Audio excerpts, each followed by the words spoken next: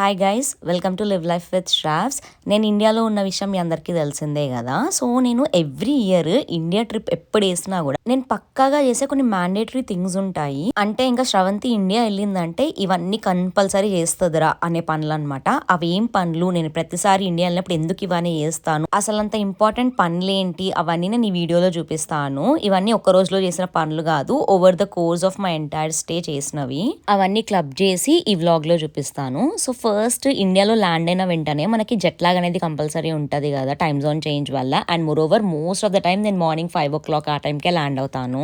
అంటే మనకు అక్కడ యూఎస్ లో ఆల్మోస్ట్ నైట్ అయిపోతుంది, ఇంకొక 4-5 hours లో మనకు నిద్ర రావడం స్టార్ట్ అవుతుంది. సో ల్యాండ్ అయిన వెంటనే కాఫీయో టీయో పడిందంటే ఇంకా జెట్ లాగ్ అనేది లేకుండా కొంచెం యాక్టివ్ గా ఉంటాము. ఇండియాకి వచ్చేదే కొన్ని రోజులు, వాటిల్లో కూడా ఇంకొన్ని రోజులు నిద్రపోతే ఎట్లా అని చెప్పి నేను ల్యాండ్ అయిన వెంటనే కెఫే నిలోఫర్ ఉంటుంది కదా ఎయిర్పోర్ట్ లో, అక్కడికి వెళ్ళి టీ తాగేసాను. అండ్ జనరల్ గా కూడా లాస్ట్ 2-3 times నుంచి నేను ఎయిర్పోర్ట్ లో కాకపోయినా ఎక్కడైనా సరే ఫస్ట్ ల్యాండ్ అవ్వగానే కాఫీయో టీయో తాగేస్తాను, సో దట్ ఇంకా నిద్రపోకుండా ఉంటా అని చెప్పి. నెక్స్ట్ సెల్ఫ్ కేర్ అనమాట.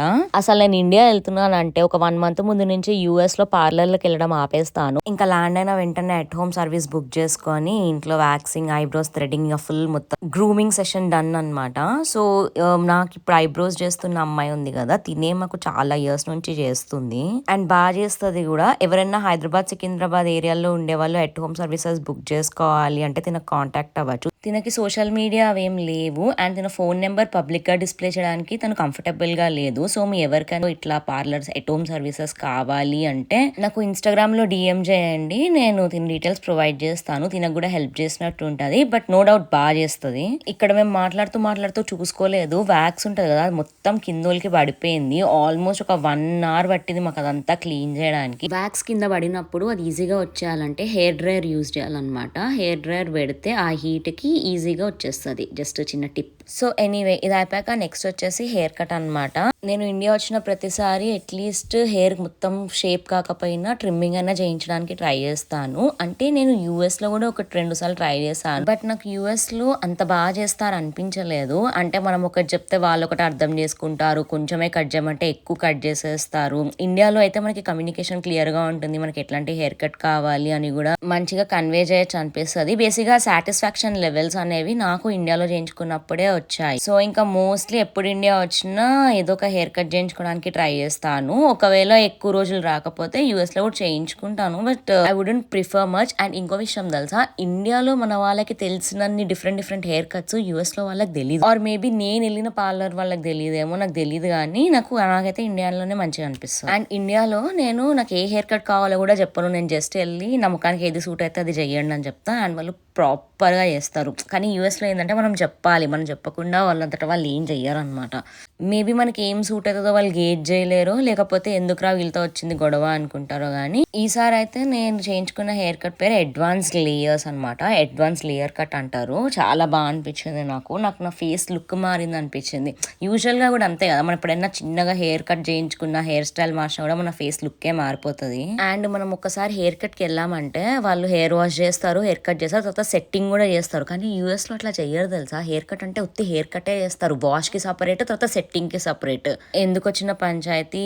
ఎనీవే నాకు హెయిర్ కట్ మీకు ఎట్లా అనిపించిందో నాకు కమెంట్స్ లలో చెప్పండి. అండ్ నాకు ఈ హెయిర్ కట్ చేస్తున్నా ఆయనకు కూడా యూట్యూబ్ ఛానల్ ఉంది, అందులో ఎట్లా కట్ చేయాలి అవన్నీ కూడా పెడుతున్నాడు. ఆయన ఛానల్ లింక్ నేను కింద డిస్క్రిప్షన్ లో ఇస్తాను, check it out if you are interested. Next దీని తర్వాత పెడిక్యూర్ అనమాట. నేను ఇండియాలో పెడిక్యూర్ చేయించుకుంటా, దాంతోపాటు నెయిల్స్ కూడా పెట్టించుకుంటాను. బట్ ఈసారి నెయిల్స్ పెట్టించుకోలేదు, నాకు హ్యాండిల్ చేయడము చాలా కష్టం అనిపిస్తుంది.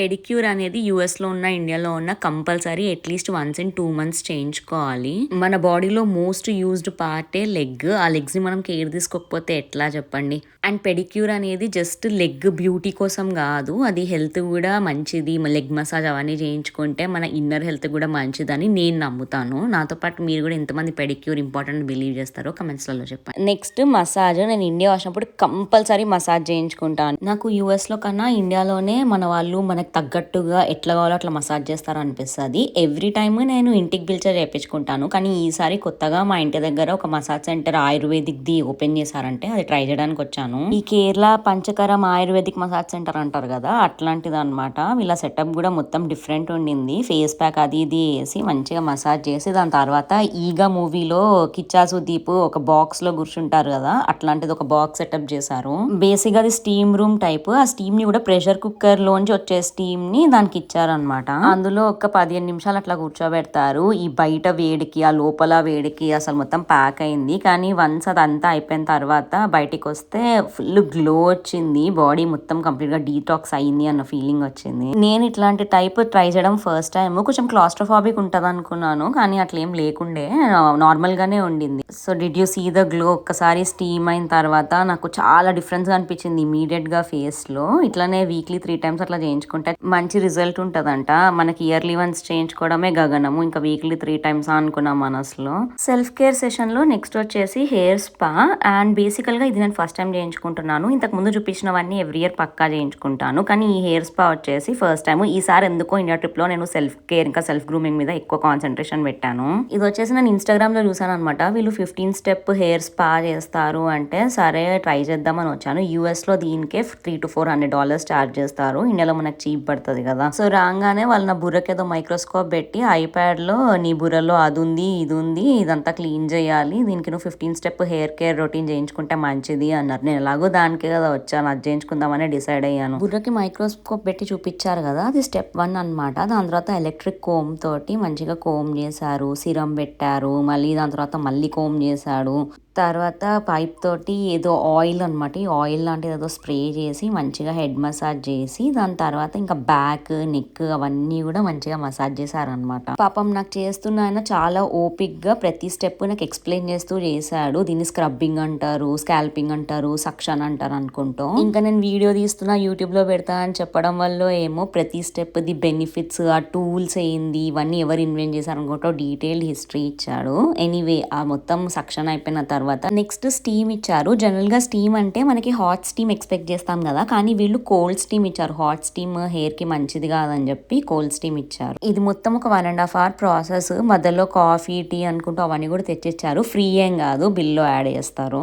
వన్స్ స్టీమ్ అయిపోయిన తర్వాత హెయిర్ కి ఏదో ఫోమీ షాంపూ లాంటిది అప్లై చేసి నెక్స్ట్ ఇంకా హెయిర్ వాష్ కి తీసుకెళ్లిపోయారు. హెయిర్ వాష్ దగ్గర మాత్రం మస్తు మజా వచ్చింది. హెయిర్ వాష్ అయిపోయిన తర్వాత మన ఫేస్ మొత్తం కవర్ చేసేసి జస్ట్ స్కాల్ప్ అండ్ హెయిర్ మీద ఒక ధారలాగా వాటర్ పోస్తూ ఉంటారు. ఇది ఒక 15 minutes పాటు అట్లా వాటర్ ఫ్లో అవుతూనే ఉండింది. ఆ ధార ఎంత ఇంటెన్సిటీతో పడితే మనకు మంచిదో వాళ్ళు అనలైజ్ చేసి అంత ఇంటెన్సిటీతోనే ధార వేసారనమాట. ఇది కొంచెం రిలాక్సింగ్ అండ్ సూతింగ్ ఉండింది. దీని తర్వాత మళ్ళీ బుర్రకి మైక్రోస్కోప్ పెట్టి బిఫోర్ ఆఫ్టర్ అనమాట, ముందు ఇట్లుండే తర్వాత ఇట్లా చేంజ్ అయింది అనుకుంటూ చూపించారు. తర్వాత హెయిర్ డ్రై చేసి సెట్ చేసి పంపించేశారు. ఓవరాల్ ఎక్స్పీరియన్స్ బాగుండింది. కానీ నాకు పర్సనల్ గా ఏమనిపించింది అంటే కొంచెం ప్రైజీ ఉండే, ఇంత ప్రైజ్ పెట్టాల్సిన అవసరం లేదు, ఇంకొంచెం చీప్గా కూడా చేసి ఉండొచ్చు అనిపించింది. But anyway overall good experience. So నేను ఏమనుకుంటున్నానంటే ఇదంతా చేయించుకున్నా కాబట్టి ఒక 3 months నా హెయిర్ ఎట్లా రియాక్ట్ అవుతుంది, హెయిర్ ఫాల్ తగ్గిందా, డాండ్రఫ్ ఎట్లుందని మొత్తం కంప్లీట్గా మానిటర్ చేసి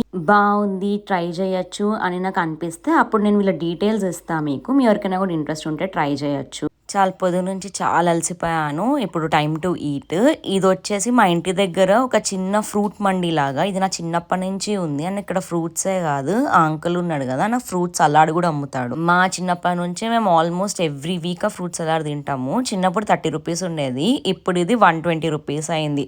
జస్ట్ ఇన్ఫ్లేషన్ అయితే. నేను ఎప్పుడు ఇండియా వచ్చినా ఖచ్చితంగా ఈయన దగ్గరికి వెళ్ళి ఒక్కసారన్నా హాయ్ చెప్పి ఫ్రూట్ సలాడ్ ఒకటి తీసుకుంటాను. అంటే టేస్ట్ చాలా బాగుంటది. And more over it's not just about taste. నేను ఇండియా వెళ్ళినప్పుడల్లా నా చిన్నప్పటి మూమెంట్స్ అన్నిటిని రీలీవ్ చేయడానికి ట్రై చేస్తాను. అంటే మేము చిన్నప్పటి నుంచి ఎక్కడెక్కడికి వెళ్ళాము ఆ ప్లేసెస్ అన్నిటికీ మళ్ళీ ఒక్కసారైనా వెళ్ళి అదంతా ఒకసారి గుర్తు తెచ్చుకోవడానికి ట్రై చేస్తాను. సిటీ అంతా మారిపోతూ ఎన్ని కొత్త ప్లేసెస్ వచ్చినా నేను చిన్నప్పటి నుంచి వెళ్ళిన ప్లేసెస్కి వెళ్ళడానికి ఇష్టపడతాను అనమాట. మేబీ వేరే దగ్గర ఫ్రూట్స్ అలాంటి ఇంకా టేస్ట్ బాగుండి ఉండొచ్చు, బట్ స్టిల్ నాకు ఇదే నచ్చుతుంది. నాలాగా ఎంతమంది ఎన్ఆర్ఎస్ ఆలోచిస్తారో కమెంట్ చేయండి. మేబీ నేను అంత చేంజ్ని ఇష్టపడే వ్యక్తిని కాదేమో కొన్ని విషయాలలో. నెక్స్ట్ భక్తి ఛానల్ మోడ్ అనమాట. నేను ఎప్పుడు ఇండియా వెళ్ళినా కూడా మా ఇంటి దగ్గర ఒక 3 temples ఉంటాయి. ఖచ్చితంగా టెంపుల్స్ విజిట్ చేస్తాను. ఇది ఇంకా అన్డినైబుల్. వేరే ఏదన్నా కూడా స్కెడ్యూల్ అటు ఇటు అవ్వచ్చు, కానీ టెంపుల్ విజిట్స్ మాత్రం పక్కా జరగాల్సిందే. ఫస్ట్ వచ్చేసి మహాకాళి టెంపుల్. ఇది మెయిన్ రోడ్ మీదనే ఉంటది, చాలా మందికి తెలిసి ఉండొచ్చు. మా ఇంటి దగ్గర మహాకాళి టెంపుల్ బోనాలు చాలా బాగా చేస్తారు. అండ్ ఒకప్పుడు ఓన్లీ అమ్మవారి గుడే ఉండేది, కానీ తర్వాత దాన్ని ఇంకా డెవలప్ చేసి ఎక్స్టెండ్ చేసి వేరే దేవుడి విగ్రహాలు అవన్నీ కూడా ఇంక్లూడ్ చేశారు. ఇక్కడ దర్శనం అయిపోయిన తర్వాత ఈ టెంపుల్ కి పక్క సందులోనే ఇంకొక టెంపుల్ ఉంటుంది, నాగదేవత గుడి. సో అక్కడ ఒక అమ్మ పూజ చేస్తారు అనమాట. అంటే జనరల్ గా టెంపుల్స్ లో జెంట్స్ ఉంటారు కదా పూజారులు, ఈ టెంపుల్లో లేడీ పూజారి ఉంటది. ఆవిడ పొద్దున్నే పూజ చేసి గుడికి తాళం వేసేస్తుంది. So throughout the day ఎవరైనా భక్తులు వస్తే వాళ్ళు ఫస్ట్ ఆ అమ్మ ఇంటికి వెళ్ళి కీస్ తెచ్చుకొని పుట్టలో పాలు పోసి మళ్ళీ టెంపుల్ లాక్ చేసి కీస్ ఆవిడకి ఇచ్చేస్తారు. యాక్చువల్లీ ఈ టెంపుల్ నాకు చాలా పవర్ఫుల్ అనిపిస్తుంది, ఎందుకంటే నాకు చిన్నప్పుడు బాగా కలలోకి పాములు వచ్చేవి.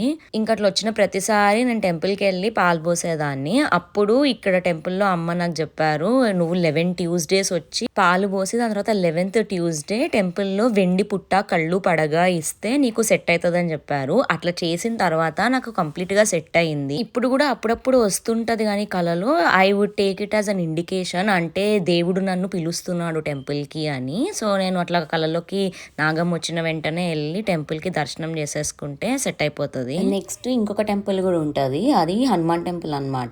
ఈ హనుమాన్ టెంపుల్ కూడా చిన్నప్పటి నుంచి మేము బాగా వెళ్తాము. సో ఈ 3 టెంపుల్స్ నేను ఇట్లా ఒక హాఫ్ అన్ అవర్ లో వెళ్ళి పటాపటా విజిట్ చేసేస్తాను. ఎప్పుడు చేయను కానీ ఈసారి ఎందుకో నాకు శివుడికి అభిషేకం చేయాలనిపించింది. అందుకే జస్ట్ ఒక ఆవు పాల ప్యాకెట్ కొని కొంచెం పాలాభిషేకం లాగా చేశాను. జనరల్ గా ఈ 3 టెంపుల్స్ కే వెళ్తాను, కానీ ఈసారి ఇంకొక టెంపుల్ కి కూడా వెళ్ళాను. సో ఏమైందంటే మా సిస్టర్ నాగమ్మ గుడి, ఇంకొక నాగమ్మ గుడి ఉందన్నమాట కొంచెం దూరంలో, అక్కడికి వెళ్తున్నా అంటే నేను కూడా వస్తా అని చెప్పా, కానీ ఎందుకో నాకు కుదరలేదు, వెళ్ళలేదు.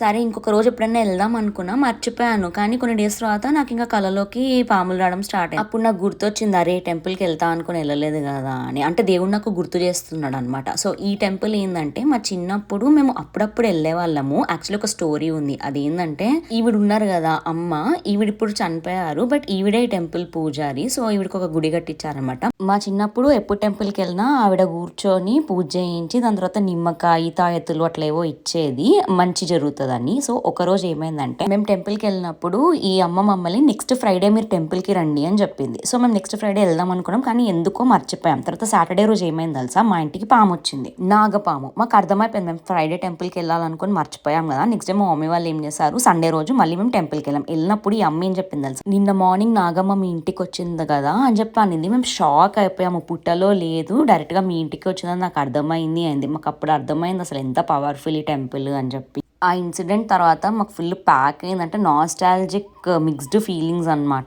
ఇంకా అప్పటి నుంచి మేము ఇగ్నోర్ చెయ్యము, వెళ్ళాలి అంటే వెళ్ళాలి. ఒకవేళ మేము వెళ్ళడం మర్చిపోయినా కూడా ఆ నాగమ్మే వచ్చి మాకు గుర్తు చేస్తుంది. నేను చెప్పేది కొంతమందికి నమ్మేలాగా అనిపించకపోవచ్చు, కానీ ఎవరికైతే ఎక్స్పీరియన్స్ చేశారో వాళ్ళకి కంపల్సరీ అర్థమవుతుంది. నెక్స్ట్ విజిట్ చేసే హోలీ ప్లేస్ దర్గా. ఇది ఆర్పి రోడ్ దర్గా అంటారు, మోండా మార్కెట్ ఎదురుగుండా ఉంటుంది. చాలా చిన్న దర్గా కానీ చాలా పవర్ఫుల్. చిన్నప్పటి నుంచి ఏ హెల్త్ ఇష్యూ వచ్చినా, మనసు చికాగ్గా అనిపించినా ఇక్కడికి వచ్చేసి కొంచెం దిష్టి తీయించేసుకొని తాయెత్తు కట్టించేసుకుంటే మంచిగా సెట్ అయిపోతుంది. చిన్నప్పటి నుంచి దర్గాకి వెళ్ళడం చాలా అలవాటు. సో ఎప్పుడు వచ్చినా ఈ దర్గాని కూడా ఒకసారి విజిట్ చేస్తాను నేను.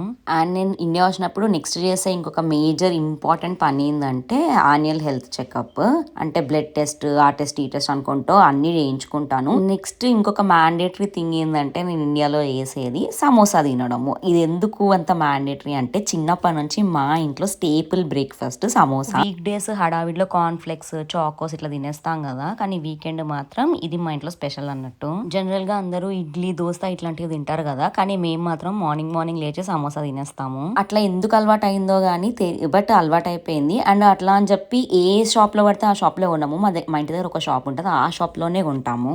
చాలా మందికి అనిపించచ్చు పొద్దున్న సమోసా ఇట్లా తింటారా అని, కానీ మాకు ఎందుకో అలవాటు అయిపోయింది. పొద్దున్న సమోసా తింటాం, సాయంత్రం పానీపూరి తింటాము. Yes, next important thing panipuri. అసలు ఇది నేను ఒక్కదానే కాదు, యూఎస్ లో ఆర్ అబ్రాడ్ లో ఉండి ప్రతి మనిషి మిస్ అయ్యేదే పానీపూరి. నేను బీటెక్ లో ఉన్నప్పుడు ప్రతి సింగిల్ డే పానీపూరి తినేదాన్ని. ఈవినింగ్ 5:36 అయ్యిందంటే నేను బండి ముందరే ఉండేదాన్ని. అట్లాంటిది ఇప్పుడు ఇదొక అరుదైన పనిలాగా ఏడాదికి ఒకసారి వచ్చినప్పుడు ఒకసారి అనేది తింటే చాలు అట్లా అయిపోయింది అనమాట.